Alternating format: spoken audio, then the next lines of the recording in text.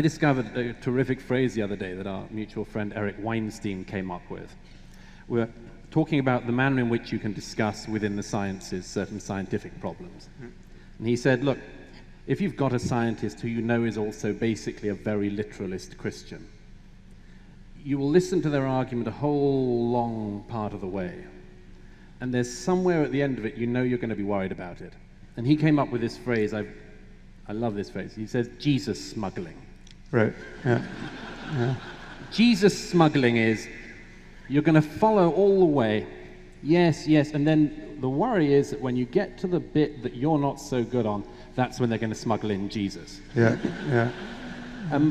My suspicion is that you have a reservation about some of what Jordan is saying on substructures, on stories, and much more, because you're worried that at some point, either on this stage or off it, at some point when you're not looking, yes, or when I am looking, he's going to Jesus smuggle you. Yeah, that's a. Well, is that fair? Yeah. I was thinking maybe I'd just carry him in on a cross. Yeah, right. Well, that is an all too apt analogy because it is what worries me, and it's more subtle than that because it's not to think that you're consciously doing it is a different claim. There's I don't think there's anything insincere about your argument for the importance of religion, but it's also possible. We've all met the people who we believe are making insincere arguments and are really they're consciously putting the rabbit in the hat and then pretending to be surprised when it pops out, right? Mm-hmm. And the analogy to magic is actually interesting here because we over dinner were talking about the difference between real and fake art, and we were talking about this paradox that the art seems to be incredibly valuable, and yet the value isn't located in the object itself, or can't be obviously located there, because a forgery that is materially the exact copy of some masterpiece is essentially worthless, and the real masterpiece, even if it suffered some damage, would be incredibly valuable. And so where is the value to be located? But what worries me about your enterprise, Jordan, and the way in which you seem to be linking our rational project and our scientific project with religion is right here. There's a difference between, and magic is a decent analogy, there's a difference between, like, paradoxically, real magic is fake magic, and fake magic is real magic. The only real magic in the world produced by magicians is the fake magic, where the magician, like someone like Darren Brown, will tell you, actually, no, I can't read minds, and I did put the rabbit in the hat, and this is fake, but the surprise is that even knowing it's fake, you can't understand how this effect is being achieved.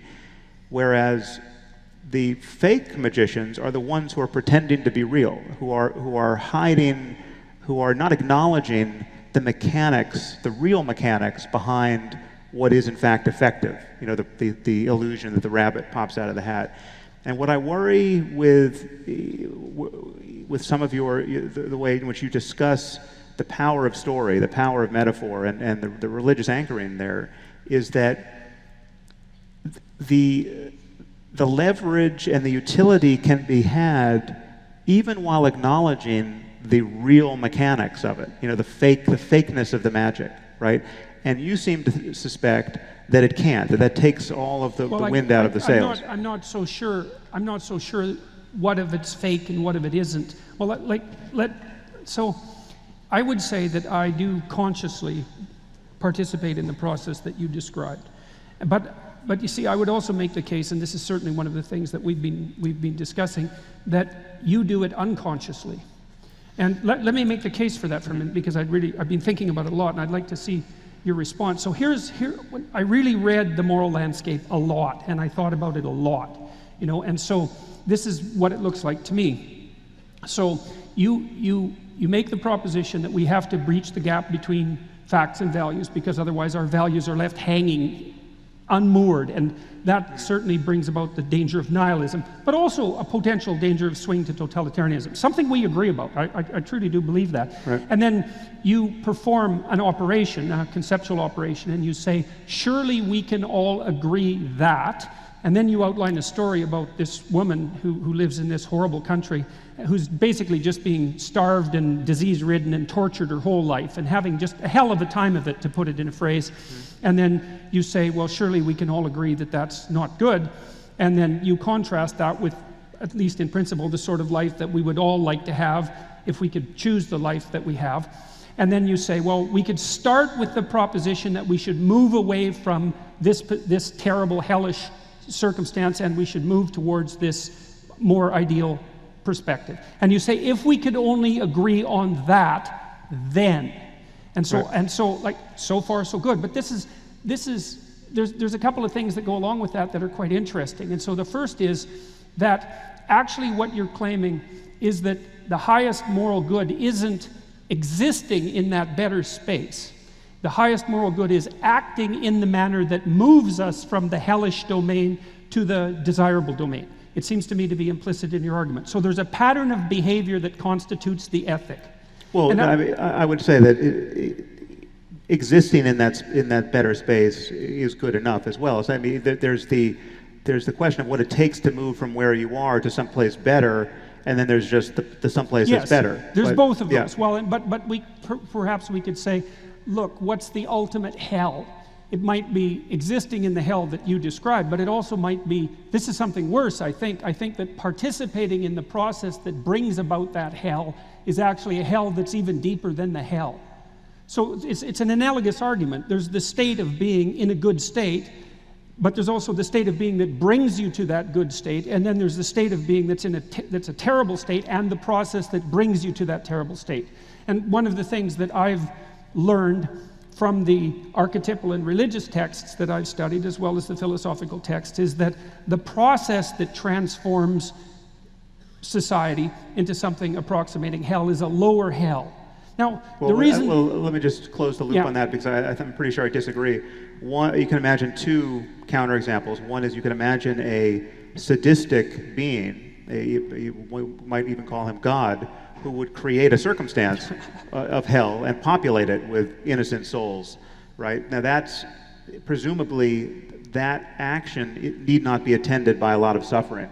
Or you could imagine some... No, but it's still wrong. Oh, so totally it's still wrong. Yes. No, yes. You could even imagine someone who enjoys generating exactly. hell. Yes, it could be a source but that would even be more joy. wrong than not enjoying it. Right. Yes. Okay, so we want to separate out two things. We want to separate out these states of being and the process that brings them into being. And I do believe you do that in your work, because basically what you suggest is that the appropriate way to act ethically is to act in a manner that moves us away from hell and moves us towards a desirable state. Now, the thing is that as far as I'm concerned, there's a couple of things about that. The first thing is that I wouldn't say that mode of acting is a fact. I would say it's a personality. And that what you're suggesting is that people embody the personality that moves society away from hell towards heaven, for lack of a better term. And the reason I make that argument is because I think that you recapitulate the essential Christian message precisely by doing that, because symbolically speaking, at least as far as I can understand, stripped of its of its metaphysical context, let's say, that the purpose of positing the vision of the ideal human being, which, independent of the metaphysical context, it's certainly what the symbol of Christ represents, is the mode of being that moves us most effectively from something approximating hell to something approximating heaven. And then part of that message is, and this is also something that's dead along the lines of what you're arguing, is that the best way to embody that is actually to live in truth.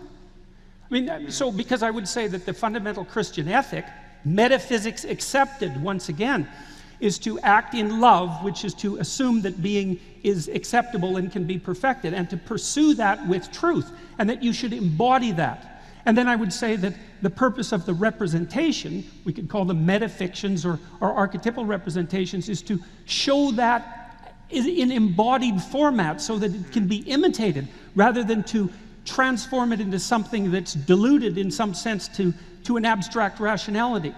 Because I don't think the abstract rationality in itself has enough flesh on it, so to speak, which is partly why in the Christian ethic there's an emphasis that the word, which is something roughly akin to rationality, has to be made flesh. It has to be enacted. But is the flesh made of dogmatism and superstition and otherworldliness? Is that part of what gives it its shape and necessity? I think traditionally, historically, it has been, and that's been the problem with religion.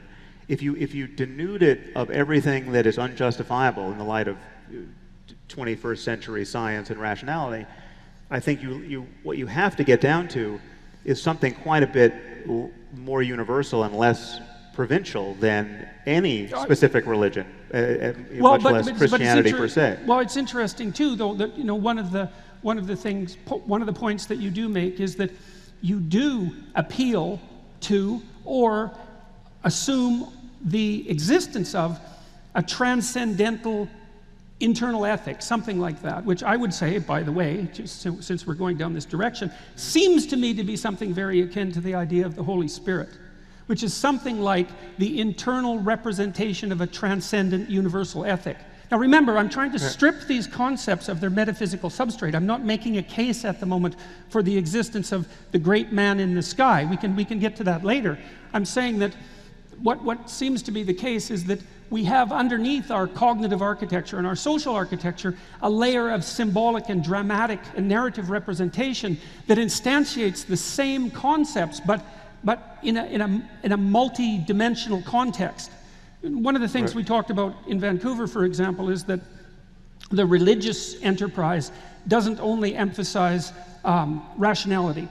It brings music into the play, and it brings art into the play, and it brings drama, and it brings literature, and it brings architecture, and it brings the organizing of cities around a central space. Like it's pushing itself, it's manifesting itself across multiple dimensions of human existence simultaneously. And to me, that gives it a richness that cannot be diluted without loss, and also a motive power that a pure appeal to rationality I don't think can manage. And this is, see, one of the things, this is maybe a good place for Douglas to leap in. See, one of the things that Douglas, who's claimed upon multiple occasions to be an atheist, and I don't know how he's feeling about that at the present time, but it doesn't matter. One of the things Douglas has pointed out was that there are things that we've done in free countries, let's say, broadly speaking, in the West, that are worth protecting. And that in order to protect them in the longest sense, it's conceivable that we need a cognitive structure, something like that, that can act as a bulwark against those forces that would seek to undermine and destroy it. And Douglas has been driven, I would say, to some degree, to hypothesize that for Christianity, for all its faults, or we could say Judeo-Christianity to broaden it, for all its faults, might provide something approximating that bulwark if we could only figure out how to utilize it properly. So, yes.